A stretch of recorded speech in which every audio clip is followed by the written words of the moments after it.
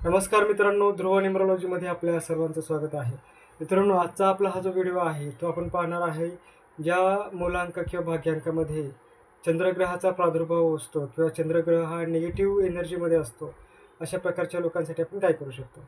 मित्रांनो, जर तुमच्या राशीमध्ये किंवा तुमच्या कुंडलीमध्ये चंद्रदोष असेल तर बऱ्याच वेळा तुम्हाला मानसिक त्रासातनं जायला लागतं. बऱ्याचशा गोष्टींचा मानसिक त्रास तुम्हाला होतो.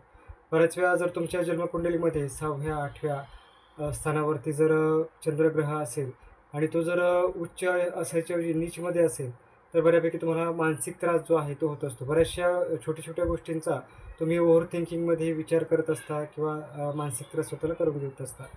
जर आपल्याला आपल्या जन्मकुंडलीमध्ये चंद्र खराब आहे की नाही हे जर समजत नसेल तर आपण आपल्या जन्मतारखेवर ना त्याबद्दलची माहिती जी आहे पाहू शकतो. तुमच्या जन्मतारखेमध्ये ह्या सगळ्या गोष्टींचे सिक्रेट जे आहेत ते आपल्याला समजू शकतात. त्यासाठी जन्मकुंडली नाही काढली तरी चालतात. तर आपण अंकज्योतिषमध्ये जी आपली कुंडली आहे त्यानुसार ही माहिती चेक करू शकतो.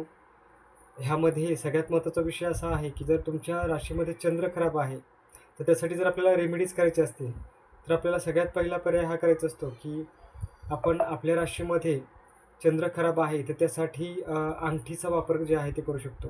तुम्ही तुमच्या उजव्या हाताच्या करंगळीमध्ये चांदीची अंगठी जी आहे ती धारण करू शकता. त्यामध्ये मोती धारण केलं तर अजूनच चांगल्या प्रकारे त्याचा फायदा तुम्हाला होऊ शकतो.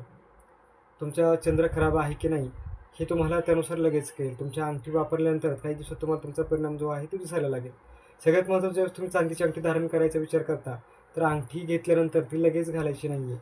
अंगठी पहिल्यांदा घरी आल्यानंतर एक रात्रीसाठी तुम्ही त्याला पाण्यामध्ये किंवा दुधामध्ये भिजत घालू शकता आणि दुसऱ्या दिवशी मग तुम्ही त्याचा वापर जो आहे ते करू शकता. त्यानंतर तुमची अंगठीचा पूर्णपणे फायदा तुम्हाला होऊ शकतो.